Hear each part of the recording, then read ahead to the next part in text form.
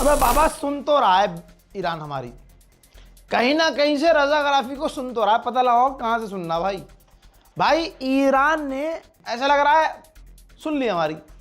आपको याद होगा, आप जो अगर रेगुलर देख रहे हैं कि मैं बार बार ईरान से कह रहा था कि भाई देखो ब्रिटेन का बेस आपके ऊपर, हाँ वहाँ से फाइटर जेट उड़ रहे हैं, आप पर हमला कर रहे हैं डे 1 से ही, बिस्मिल्लाह करो।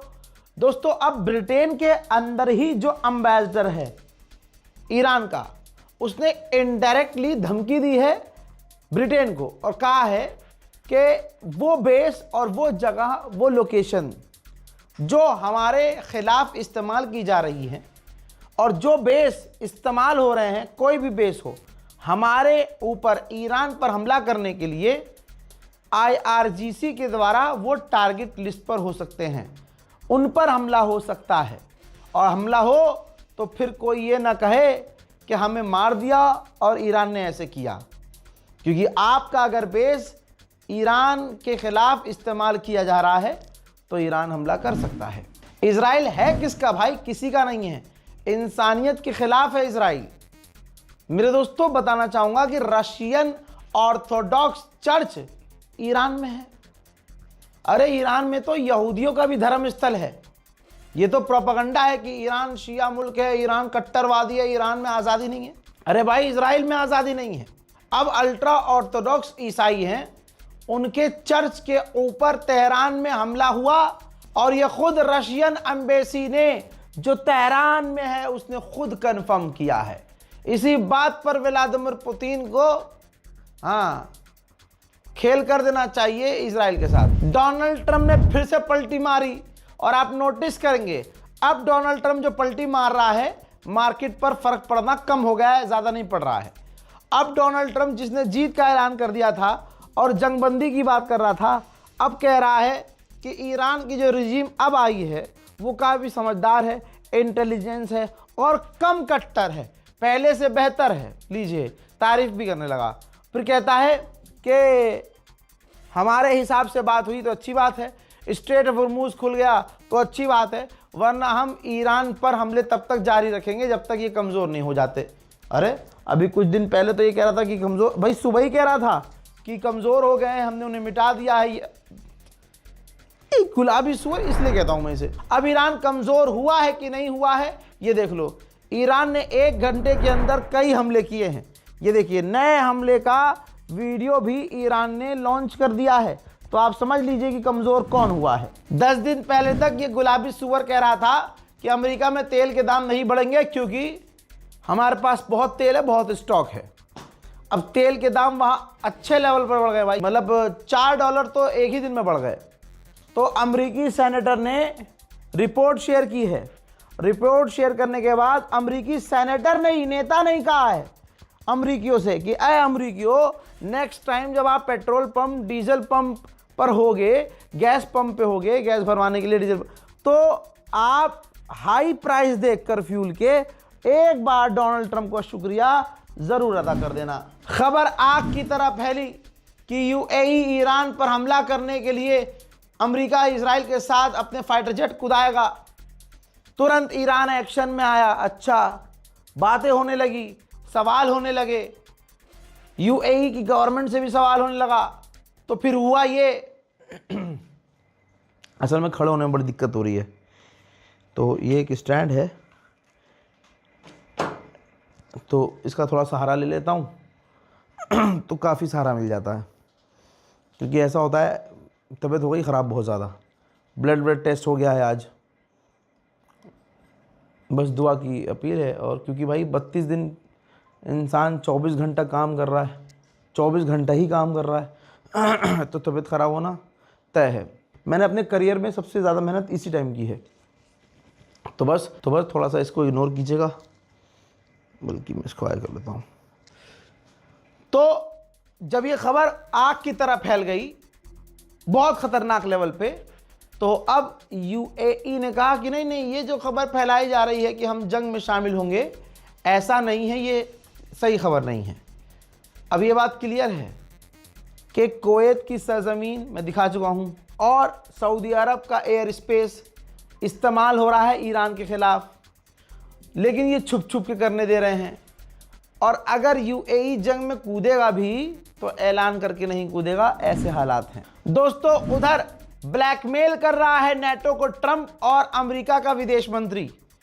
लगातार प्रेशराइज कर रहे हैं नेटो को, जलील कर रहे हैं कि ये डरपोक हैं, ये फट्टू हैं, इनकी औकात नहीं है अमेरिका के खिलाफ, अमेरिका के बिना कुछ भी करने की, और आज हमें मदद की ज़रूरत है, उन्होंने कुछ नहीं किया। तो दोस्तों एक बार फिर से फ्रांस के राष्ट्रपति इमैनुअल मैक्रोन ने अमेरिका और उसके राष्ट्रपति और विदेश मंत्री के मुंह पर तमाचा जड़ा है और कहा कि स्ट्रेट ऑफ हॉर्मुज़ खुलवाने के लिए नेटो की फौज नहीं जाएगी। ये जंग नेटो की नहीं है और नेटो की जिम्मेदारी है। ये जंग उनकी है, उन्होंने शुरू की है तो उनकी जिम्मेदारी है। ईरान ने बताया है कि अब तक 1,15,000 सिविलियन बिल्डिंग यूनिट्स तबाह हो चुकी हैं और सिविलियंस को ही अमेरिका इजराइल निशाना बना रहे हैं। उधर भाई स्ट्रेट ऑफ हॉर्मुज़ से भी पीछे हट चुका है गुलाबी सुअर, फट गई है एकदम, फट के चार हो गई है उसकी चड्डी के चीथड़ हो गए भाई। कल कुछ और कहता है, आज कुछ और कहता है, अब हर चीज़ से पीछे हट चुका है। अब ईरान का भौकाल देखिए, ईरान का स्टेटमेंट चेंज नहीं होता है। ईरान के ऑफिशियल ने कहा कि स्ट्रेट ऑफ हॉर्मुज़ के लिए जो हम कानून बनाएंगे वो कानून तमाम जहाज़ों को फॉलो करना होगा। अमेरिका का कोई कानून स्ट्रेट ऑफ हॉर्मुज़ में काम नहीं करेगा। अब आप सुनिए, सऊदी अरब जो तेल एक्सपोर्ट करता है ना, दुनिया को बेचता जो है, वो 50% कम हो चुका है। तो इसका मतलब यह है कि ऐसे दर्जनों देश हैं जिनको सऊदी अरब अब तेल नहीं दे रहा है, ठीक, तो उनके यहाँ तेल और गैस की कमी हो सकती है। माशाल्लाह आपके यहाँ जो है गैस वैस के दाम 200 रुपये बढ़ चुके हैं। वहीं भारत के अंदर भी इसका असर देखने को मिल रहा है। जो बेचारे गरीब हैं वो और बुरी तरह से पीछे जाएंगे।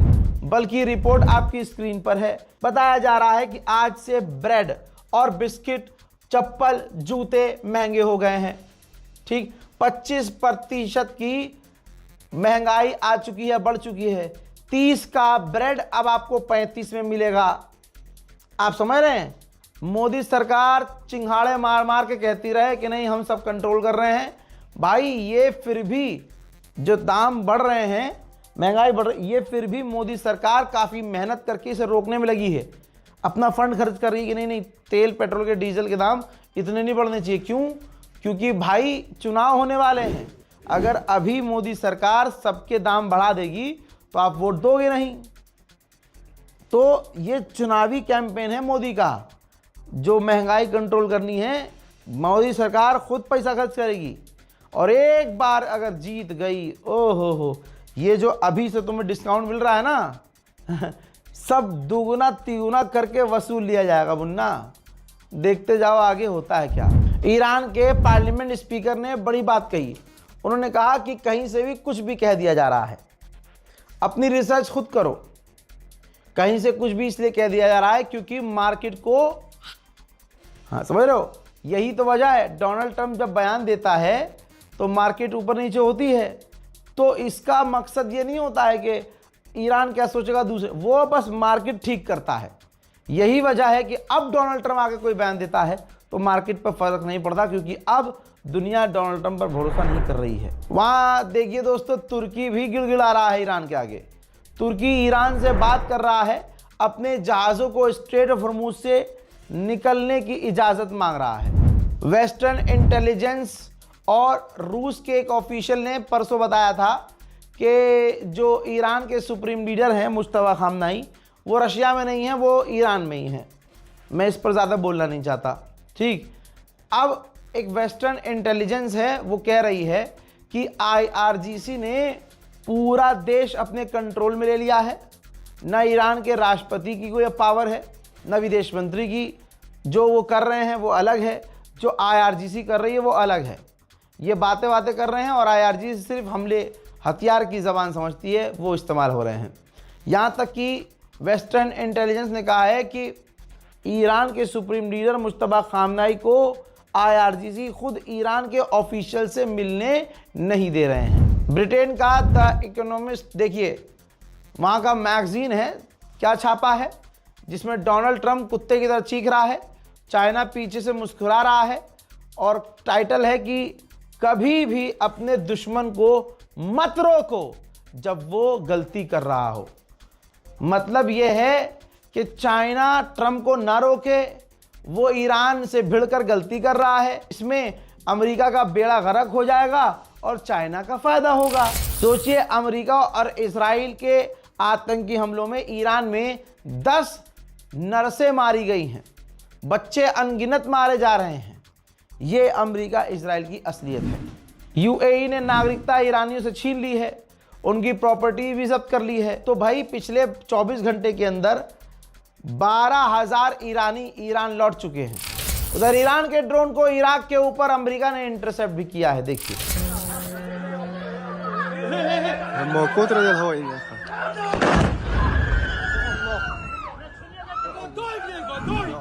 मेरे दोस्तों, इतना तो क्या कहूं, कोई सरकार का नेता किसी का फाफा नहीं गिरता जितना रुपया गिर रहा है।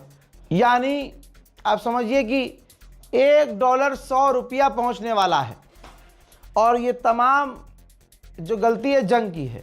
जंग की वजह से रुपया और कमज़ोर हो गया है। यकीन कीजिए, जंग तो अब हो रही है।